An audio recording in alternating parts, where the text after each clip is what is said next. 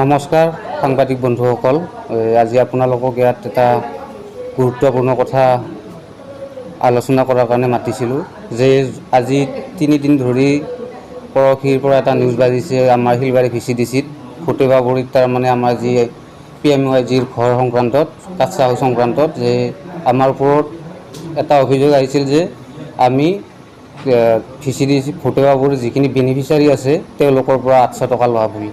কিন্তু এই কথাটো সম্পূৰ্ণ ভিত্তিহীন আৰু মিছা কথা। আৰু যিসকলে এই অভিযোগটো কৰিছে, যিজনে আচলতে সংবাদ মাধ্যমৰ লগত কৈছে যে আমি ঘৰটো পায়ো আমি পইচা দিব লগা হৈছে বুলি, কিন্তু তেওঁলোকে আচলতে ঘৰ পোৱা বা ঘৰ পাবলগীয়া আচলতে চৰকাৰী নিয়ম অনুসাৰে নকৰে। তেওঁলোকৰ আচলতে এটা বিল্ডিং বনাই আছে, এতিয়া সেই বিল্ডিং থকা মানুহজনেও এতিয়া যদি চাকৰিয়াল চৰকাৰৰ এটা নিৰ্দেশ আছে, চাকৰিয়াল ব্যক্তি হ'লে তেওঁক আমি সেই ঘৰটো দিব নোৱাৰোঁ। যদি তেওঁলোকৰ পকী ঘৰ থাকে সেই ঘৰটো আমি চৰকাৰী নিয়ম হিচাপত আমি দিব নোৱাৰোঁ। ঠিক তেনেকুৱা ক্ষেত্ৰক লৈয়ে বহুতে বিভ্ৰান্তিৰ সৃষ্টি কৰি আমাৰ ওপৰত পইচা লোৱা বুলি মিছা অভিযোগ আৰু বিপৰীত পক্ষৰ কিছুমান প্ৰেছাৰত পৰি তেওঁলোকে এইবিলাক কথা কৈছে, কিন্তু এইবিলাক কথাৰ কোনো প্ৰমাণ নাই, সম্পূৰ্ণ ভিত্তিহীন। আৰু এইখিনিয়ে কথা যে যিখিনি কথা কৈছে যে পইচা লোৱা, এইটো একদম সম্পূৰ্ণ মিছা কথা। সেইকাৰণে আজি আপোনালোকৰ আগত আমি স্পষ্টীকৰণ হিচাপত আগবঢ়ালোঁ, কাৰণ আমাৰ মনত কোনো সন্দেহ নাই যে এইটো আমি লোৱা নাই। সেইকাৰণে আপোনালোকৰ আগত এইখিনি কথা আজি মই অৱগত কৰালোঁ।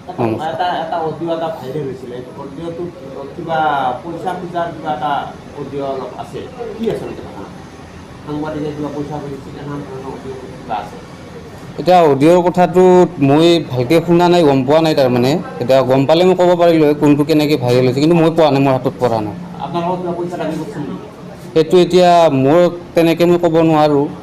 আৰু আচলতে আমাৰ মাজৰ মানুহ যিহেতু আমি, গতিকে এইবিলাক কথা পইচা কোনোবাই খুজিছে খোজা নাই এইবিলাক কথা মই ক'ব নোৱাৰোঁ।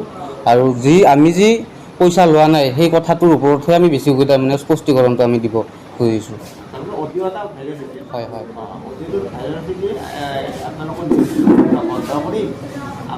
সেইটো পাব পাৰে, কিন্তু তেতিয়া মই কিন্তু এইটো খোজা বুলি ক'ব নোৱাৰোঁ এতিয়া। আচ্ছা, এইটো যিটো এটা আমাৰ অপবাদ চলি আছে বৰ্তমান সংবাদ মাধ্যমত যিটো চলি আছে, অভিযোগ এটা দিছে, এইটো সম্পূৰ্ণ ভিত্তিহীন। আপোনালোকে গম পায়ে আমাৰ মুখ্যমন্ত্ৰী কিমানখিনি কঠোৰ আজিকালি দুৰ্নীতিৰ ক্ষেত্ৰত, আৰু য'ত নেকি 1000-1200 টকা 1500 টকা এইবিলাক কথা কৈছে, য'ত আমি 100 টকা এটা কথা ক'ব গ'লেও আমাৰ এতিয়া বৰ্তমান গলত কাটা লগাৰ নিচিনা হৈ আছে। এই ক্ষেত্ৰত কোনো চৰকাৰী মানুহে কোনো পইচাৰ কথা ক'ব নোৱাৰে, আৰু এই অভিযোগটো সম্পূৰ্ণ ভিত্তিহীন। আৰু তেওঁলোকে যদি প্ৰমাণ কৰি দিব পাৰে তেতিয়াহ'লে আমি অফিচিয়েল মানুহ হিচাপত এতিয়া যদি আজি প্ৰমাণ কৰি দিয়ে, অহাকালি আমি জেলত যাই কিনে নিজে গোটেইখিনি ৰেজিগনেশ্যন দি দিম। মোৰ এইখিনিয়ে ক'ব লগা। তেওঁলোকে যদি আছে প্ৰমাণ তেতিয়াহ'লে প্ৰমাণ কৰি দিয়ক। আৰু এনে যিখিনি মানহানিৰ মোৰ যিখিনি মৰ্যাদা হেৰুৱাইছে তাৰ কাৰণে মই ব্যৱস্থাটো লোৱাৰ কাৰণে চিন্তা কৰোঁ। সুমিত্ৰা দাস। পইচা সোমা নাই, ঘৰটো আহিছে, কিন্তু ডকুমেণ্ট জমা দিছোঁ। চেয়াৰমেনে যে ডকুমেণ্টছ লৈছে, পইচা পাতি একো দিয়া নাই। নহয়, একাউণ্টত পইচা সোমাইছে নেকি? একাউণ্টত পইচা সোমা নাই। ফটো উঠাই লৈ আহিছে? ফটো উঠাই লৈ আহিছে। কিমান দিন হ'ল? 15 তাৰিখে ফটোটো লৈ লৈছে। কাৰ নামত আছে? মোৰ শাহুমাৰ নামত আছে, সুমিত্ৰা দাস। কোনটো ঘৰ? ফুটেবাবুৰিত। চেয়াৰমেন মেম্বাৰে কিবা পইচা? একো নাই, পইচাৰ কথা একো নাই। যোৱা পৰহি যে নিউজত ভাইৰেল হৈছে পইচা খোজা বুলি, সেইটো মিছা কৈছে। মিছা কৈছেতো। ঘৰ আহিছে, তাৰপিছত ফটো মাৰি আনছে, এতিয়া ডকুমেণ্টছ জমা দিছোঁ, কিন্তু এতিয়া ঘৰ অহা নাই, পইচা পাতি একো দিয়া নাই। ক নাই পইচাটো ক নাই, এলে ঘৰ অহাটোহে কৈছে, কিন্তু পইচাটো ক নাই। পইচা সোমাইছে না? সোমোৱা নাই।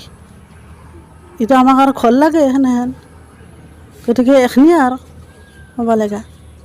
কোনটো ঘৰ? ঘৰ আমাৰ ভূটেপাত। কি নাম আপোনাৰ? মালিকৰ নাম হৃদয় কলিতা, কিন্তু মাক বাপেকৰ নামত আছে ঘৰটো। মোৰ ঘৰ নতুন বৰলাত। আমাৰ দেউতাৰ নামত ঘৰৰ পইচা সোমাইছে, গতিকে 1 টকাও পইচাৰ মানে সেই কথা কোৱা নাই সিহঁতে। গতিকে পইচা সোমাইছে, ঘৰৰ কাম আৰম্ভ কৰিছোঁ।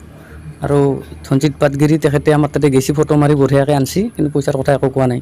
ধনজিৎ পাটগিৰি কি কাম কৰে? তেখেতে ব্লগতে কিবা এই বিভাগৰ কাম কৰে নেকি, ফটো মাৰা। চেয়াৰমেনে গৈছিল আপোনালোকৰ তাতে? আমাৰ তাকে যোৱা নাই। পইচা পাতি খুজিছিল নেকি? পইচা পাতি খোজা নাই। মই থাকাত তাৰমানে কি ধনজিৎ পাটগিৰি গৈছিল, যাওঁতে পইচা পাতি একো খোজা নাই। এই নিউজত যে বৰ্তমান ভাইৰেল হৈছে পইচা লওঁ বুলি, সত্য নে অসত্য আপোনালোকৰ মতে? মোৰ মতে হ'লে আমাক খোজা নাই মানে অসত্য বুলিয়ে মই ভাবোঁ। মোৰ পৰা যিহেতুকে মই 1 টকাও দিয়াই নাই আজিলৈকে, গতিকে সেইকাৰণে মই অসত্য বুলি ভাবোঁ। পইচা কেতিয়া সোমাইছে? আজিৰ পৰা 10-12 দিন আগত পইচা সোমাইছে।